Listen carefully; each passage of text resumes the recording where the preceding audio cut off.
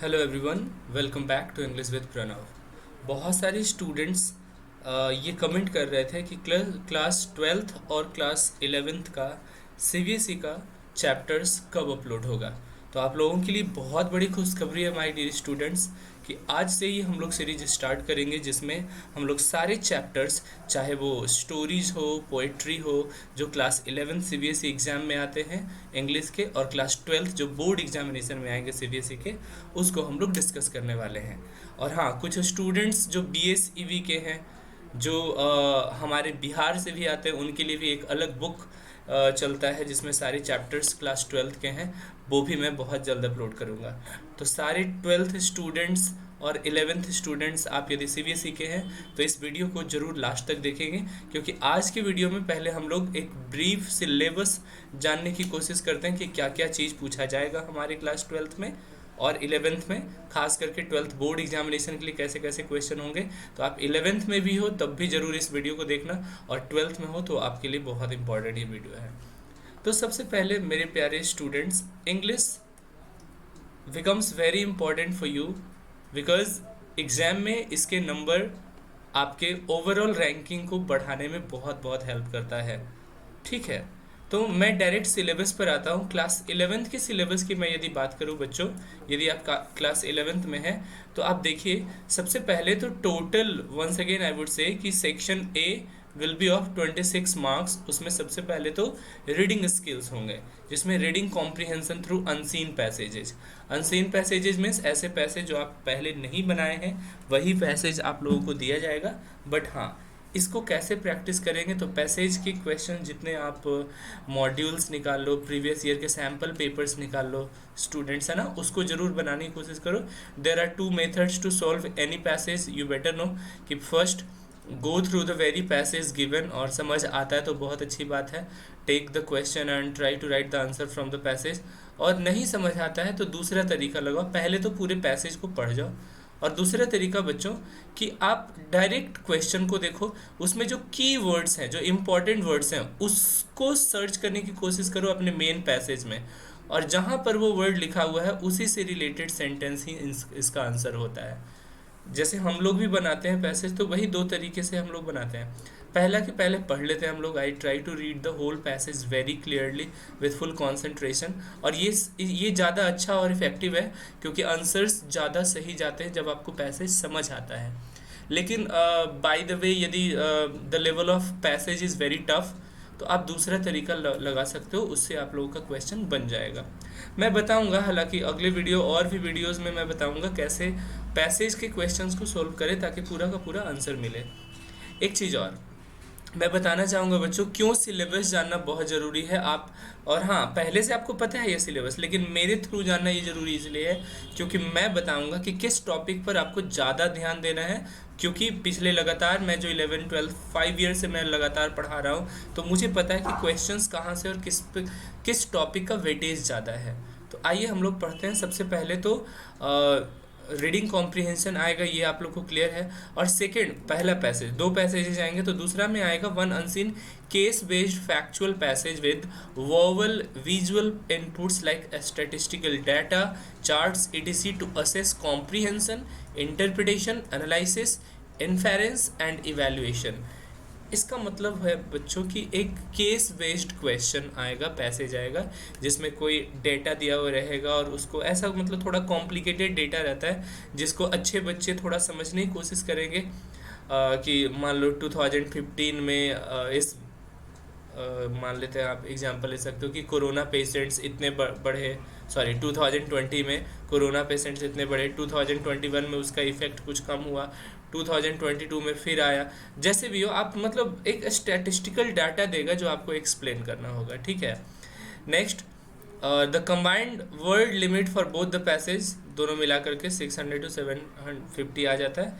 खैर, तीसरा जो आप 10th सीबीएसई में नहीं पढ़े होगे, आप लोग के लिए राइटिंग सेक्शन में एक नया टॉपिक ऐड हुआ है बच्चों, जो आप लोग के लिए जानना बहुत ज़रूरी है। मैं राइटिंग सेक्शन के जब वीडियोस अपलोड करूंगा तो उसमें मैं बहुत ही डिटेल से नोट मेकिंग बताऊंगा। तो सबसे पहले नोट मेकिंग तो आपका पैसेज में भी आता है, पूछता है, मैं फिर बता रहा हूँ, नोट मेकिंग आपका पैसेज में ही पूछेगा, बट ये कुल मिलाकर राइटिंग सेक्शन का ही एक पार्ट है। जैसे नोट मेकिंग के क्या होता है बच्चों, जैसे अब passage will be given, passage दिया हुआ है, उसमें जो की वर्ड्स हैं, की पॉइंट्स हैं, उसको ना बहुत ही अच्छे तरीके से फॉर्मेट के तरीके से सजा कर लिखा जाता है। जैसे नोट मेकिंग में सबसे पहले टाइटल दिया जाता है, और टाइटल क्या, मैं बता रहा हूँ, मान लो एक पैसेज में मान लेते हैं बच्चों 5 पैराग्राफ्स हैं, ठीक है, समझो नोट मेकिंग होता क्या है, मैं थोड़ा सा हिंट पहले ही दे दूँ। 5 पैराग्राफ्स है, तो हर एक पैराग्राफ का, हर एक पैराग्राफ का आपको टाइटल निकालना होगा, और उसमें फिर सब टाइटल निकालना होगा बच्चों, सब टाइटल। और सब टाइटल में मतलब टाइटल के क्या निकल कर आ रहा है, क्या की पॉइंट निकल कर आ रहा है, की वैल्यू निकल कर आ रहा है उस फर्स्ट पैराग्राफ से, उसका टाइटल, फिर सब टाइटल, और उस सब टाइटल को प्रूव करने के लिए कुछ पॉइंट्स देने पड़ेंगे आप लोगों को।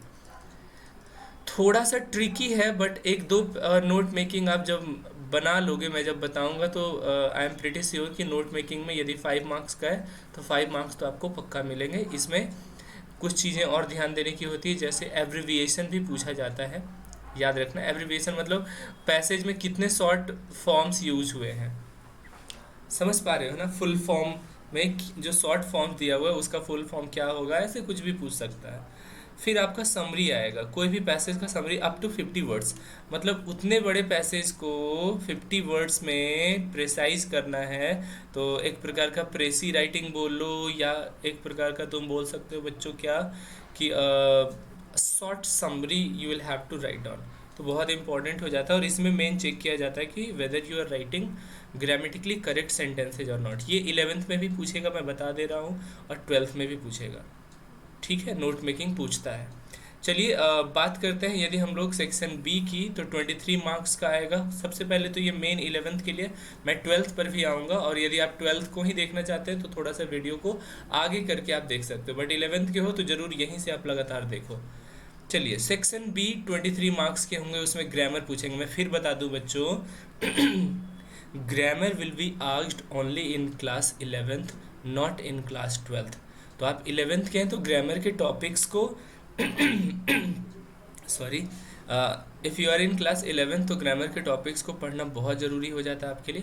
बट यदि 12th में है तो ग्रामर का टॉपिक पढ़ना ज़रूरी नहीं है, बट मुझे लगता है ग्रामर का नॉलेज होना चाहिए, क्योंकि राइटिंग सेक्शन में आपको बहुत काम देगा। चलिए, तो ग्रामर में क्या क्या आएगा बेटा क्लास 11th में, तो questions on gap fillings. Gap fillings मतलब फिल इन द ब्लैंक्स, और उसमें कहाँ कहाँ से क्वेश्चंस आएंगे, टेंस से क्वेश्चन आएंगे, क्लॉजेस से क्वेश्चन आएंगे। हालांकि मैं ये दोनों चैप्टर्स को कवर फिर से क्लास 11th को फोकस रखते हुए ज़रूर मैं करवा दूंगा, ठीक है। आइए 5th में देखें तो क्वेश्चंस ऑन रीऑर्डरिंग और ट्रांसफॉर्मेशन ऑफ सेंटेंसेस बहुत इंपॉर्टेंट हो जाता है। रीऑर्डरिंग मतलब सेंटेंस रीऑर्डरिंग, जम्बल्ड और अनजम्बल्ड वर्ड्स यदि आपको समझ में आ रहा है कि वर्ब कहीं पहले दे दिया, फिर अदर वर्ड्स कहीं बीच में दे दिया, सब्जेक्ट कहीं लास्ट में दे दिया, तो उसको अरेंज करना, you will have to make one good और मीनिंगफुल सेंटेंस। तो मीनिंगफुल सेंटेंस में क्या होता है पहले बच्चा, पहले तो क्या होगा बच्चों, एक सब्जेक्ट होगा, फिर एक वर्ब होगा, फिर एक ऑब्जेक्ट होगा, ठीक है। एक ऑब्जेक्ट, बहुत सारे ऑब्जेक्ट्स हो सकते हैं, तो ये एक सीक्वेंस होता है for a proper normal sentence. तो देगा ट्रांसफॉर्मेशन बहुत बड़ी पार्ट है, याद रखना। ट्रांसफॉर्मेशन में आपका narration, voice, degree of comparison, to some extent question tag, सब कुछ आ सकता है, ध्यान देना। आगे फिर आएगा बेटा आप लोग का राइटिंग स्किल, जो कि 16 मार्क्स का है। उसमें क्या आएगा ज़रा ध्यान देना, यही तो है, मैं बता दूं कि क्लास 10th से थोड़ा ज़्यादा वास्ट सिलेबस हो जाता है बच्चों। क्लास 10th से ज़्यादा वास्ट सिलेबस होता है किसका, 11th और 12th का, क्योंकि 10th में राइटिंग सेक्शन में मैक्सिमम आप लोगों को क्या पूछा था, लेटर पूछा था, और क्या पूछा था बच्चों, एनालिटिकल पैराग्राफ। हाँ, लेकिन आपके 11th में बहुत सारे राइटिंग सेक्शंस आ जाते हैं, राइटिंग टॉपिक्स और कॉन्सेप्ट्स आते हैं जो आपको जानना ज़रूरी है, क्योंकि ना केवल 11th में पूछेंगे बल्कि 12th में भी आप लोग से ये सारे एडवर्टीजमेंट्स या राइटिंग सेक्शन पूछे जाएंगे। तो क्या क्या आएगा देखो। क्लासिफाइड एडवर्टीजमेंट में बहुत ही डिटेल से इसका वीडियो बना दूंगा। एडवर्टीजमेंट का फॉर्मेट ही बिल्कुल डिफरेंट होता है, और यदि आप उस फॉर्मेट पर नहीं लिखते हो तो आपके मार्क्स के डिडक्शन के चांसेस ज़्यादा हो जाएंगे। तो फॉर्मेट मैं बताऊंगा, मेरे सारे वीडियोस को ज़रूर फॉलो करना। और हाँ, चूंकि आप लोगों का रिक्वेस्ट है बच्चों की 11th और 12th के कॉन्सेप्ट्स को सर बताइए, तो इस वीडियो को जितने 11th और 12th के बच्चे हैं सभी के पास ये वीडियो ज़रूर जाना चाहिए। ये काम ज़रूर आप लोग करो, ताकि मुझे मोटिवेशन मिलता रहे कि आप लोगों के लिए मैं लगातार वीडियो बनाऊं। तो इसमें आपको तो हेल्प करना ही पड़ेगा। चलिए आइए देखते हैं आगे। Advertisements basically are written in 50 words, तो उसके फॉर्मेट होते हैं जो कि जानना जरूरी है।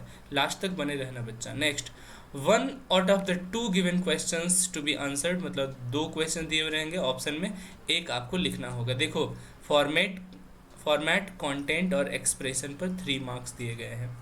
इंपॉर्टेंट हो जाता है आपके लिए क्या, तो एडवर्टीजमेंट राइटिंग। ध्यान देना, एडवर्टीजमेंट का मतलब ही होता है एडवर्टाइज करना, प्रचार करना।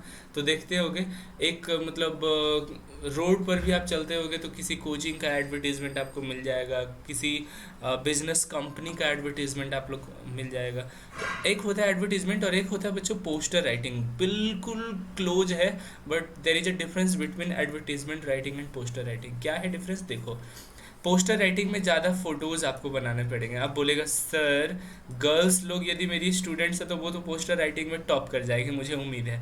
बट बॉयज़ लोगों के लिए थोड़ा चैलेंजिंग होता है पोस्टर राइटिंग, फ़ोटोज़ बनाना।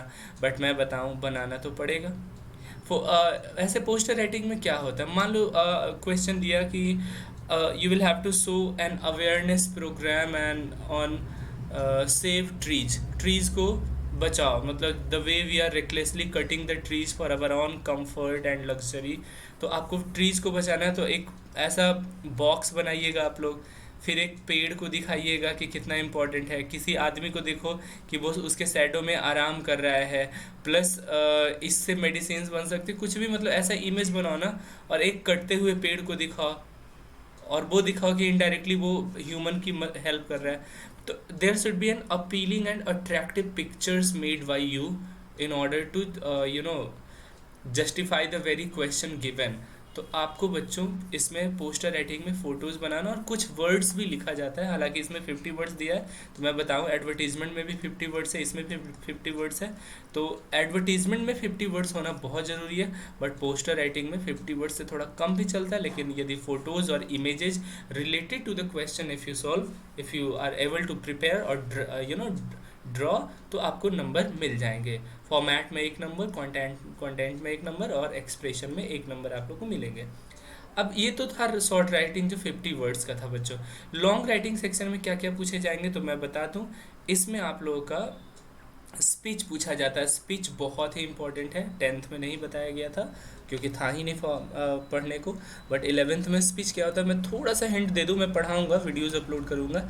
स्पीच में क्या होता है बच्चों, जैसे आप मान लो स्कूल जाते होगे, तो स्कूल में क्या होता है मॉर्निंग असेंबली चलता है। आप लोग घंटी जब लगती होगी तो आप लोग असेंबली ग्राउंड में गैदर होते होगे। उसके बाद कुछ बच्चे, 1-2 बच्चे एंकर्स होते हैं, वो पार्टिसिपेंट्स को बुलाते हैं, तो उसमें कुछ थॉट बोलते हैं, कुछ स्पीच डिलीवर करते हैं। तो क्या होता है स्पीच में, जैसे मान लो आपको स्पीच डिलीवर करना मॉर्निंग असेंबली के लिए, तो क्या करोगे, डायरेक्ट टॉपिक लिख करके लिखना शुरू कर दोगे? नहीं, सबसे पहले करोगे respected principal, teachers and all my dear friends, I am your name, you can also take your name, I am, हाँ, standing here like Chaitanya, so I am Chaitanya standing here to deliver a speech on the topic। मान लो independence day पर दे रहे हो तो independence day करना, उसके बाद बोलना शुरू करते हो। तो इसका भी फॉर्मेट होता है बच्चों। फॉर्मेट क्या होता है, respected principal, teachers and all my dear friends, मतलब सबसे पहले एड्रेस करो, किसको तुम एड्रेस कर रहे हो, किसको संबोधित कर रहे हो, बोल रहे हो, उसको लिखना है। उसके बाद आप टॉपिक्स को लिखो, उसमें इंट्रोडक्शन पहले दे दो उस टॉपिक का, मैं बताऊंगा हालांकि, फिर कंटेंट दे दो, फिर अपना कंक्लूजन दे दो, है ना, कि क्या होने चाहिए क्या नहीं होने चाहिए। How to write a speech, I make a special video for it. आप लोग का कितना प्यार मिलता है हमारे इस वीडियो पर, उससे डिपेंड करेगा कि मेरे को अगले टॉपिक में लगातार आप लोग को बनाता रहूं, ध्यान देना। चलिए नेक्स्ट। और एक चीज़ तो ज़रूर जानो बच्चा, आपके प्रणव सर हमेशा जेन्युइन वीडियोस अपलोड करते हैं जो आपके एग्ज़ाम में, बोर्ड एग्ज़ाम में डायरेक्टली हेल्प करता है। तो ऐसे में your support is absolutely required, है ना। इस वीडियो को फैला दो, सारे स्टूडेंट्स को सब्सक्राइब कराओ 11th 12th जो भी सीबीएसई के बच्चे हैं, है ना, ताकि इस हमारे सारे वीडियोस को वो अच्छे से फॉलो करके बोर्ड एग्जाम में 11th एग्जाम में मार्क्स अच्छा लाएं, बहुत अच्छा लाएं। चलिए नेक्स्ट लॉन्ग राइटिंग सेक्शन में क्या है बच्चों, डिबेट राइटिंग है।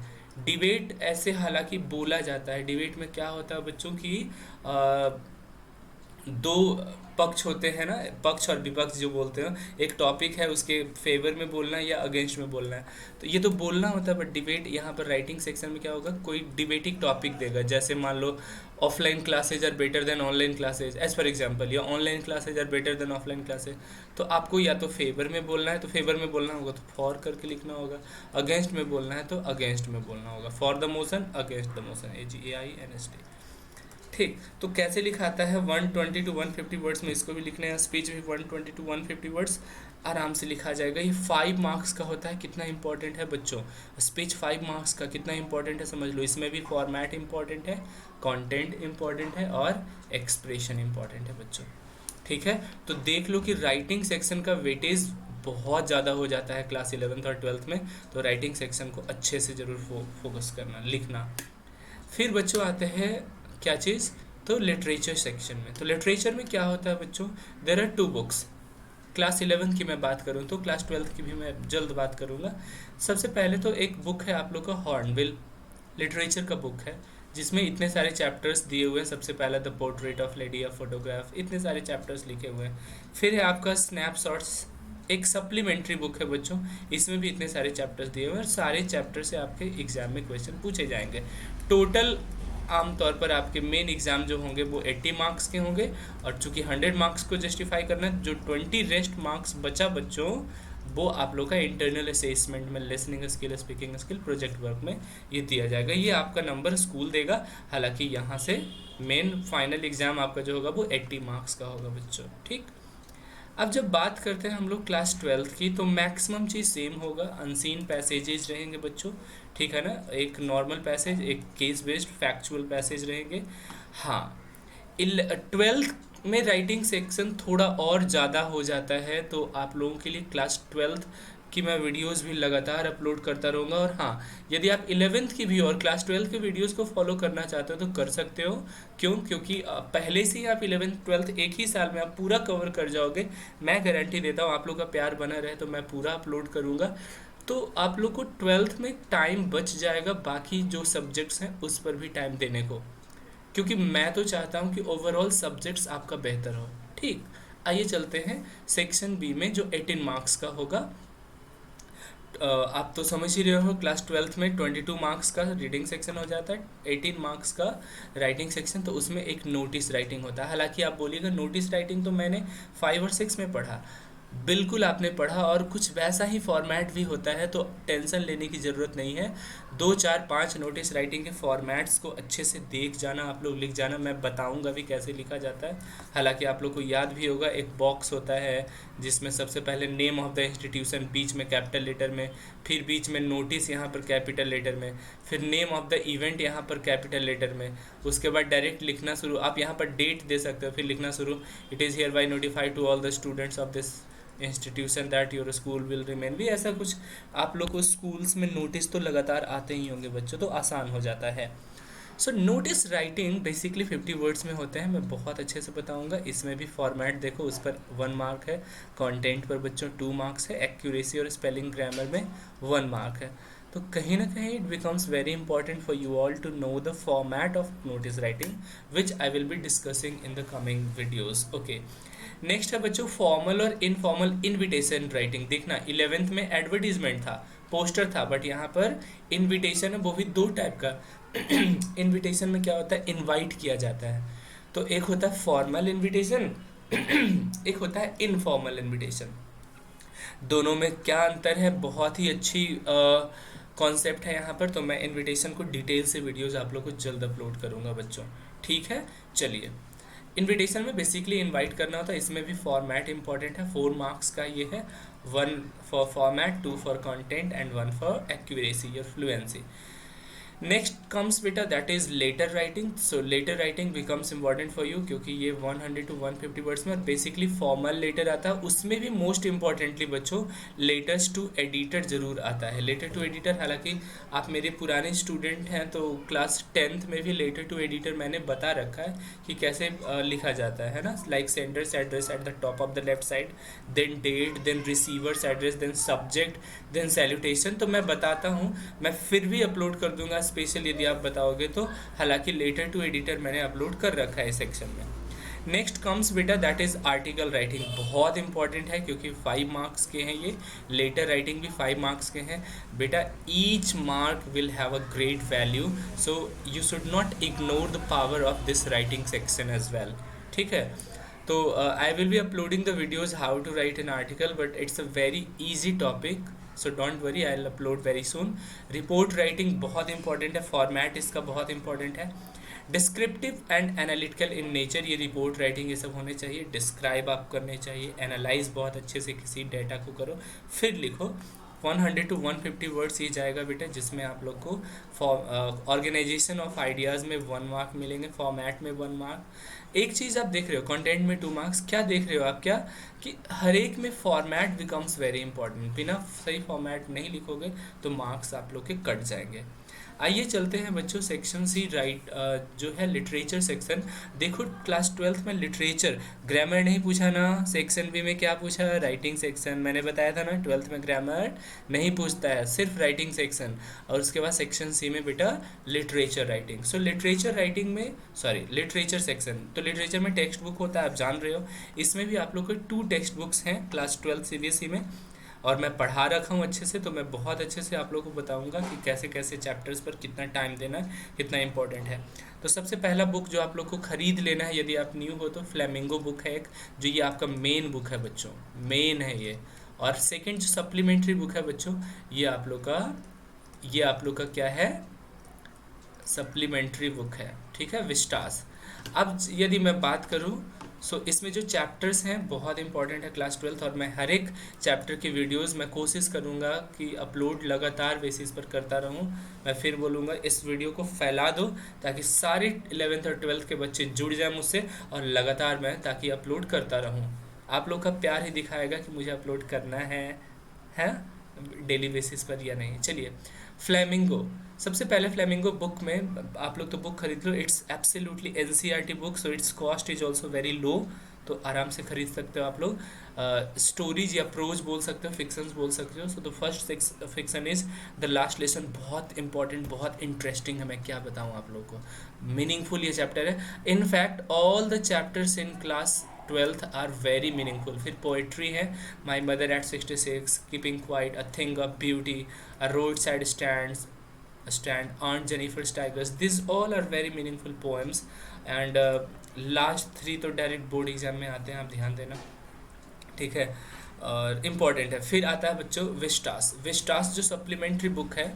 ठीक है, तो उसमें क्या है देखो, national council of education research and training, NCERT. ठीक है, साफ दिया हुआ है, NCERT बुक ही होता है आपका. ये भी national council of education research and training NCERT book है, तो बहुत इंपॉर्टेंट हो जाता है.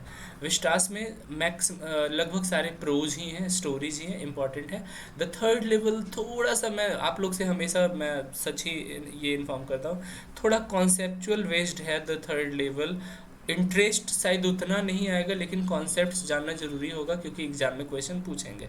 द टाइगर किंग बहुत इंटरेस्टिंग स्टोरी है. Journey to the end of the earth हमारे नेचर से रिलेटेड है, जो कि इंटरेस्टिंग ही है टू सम एक्सटेंट.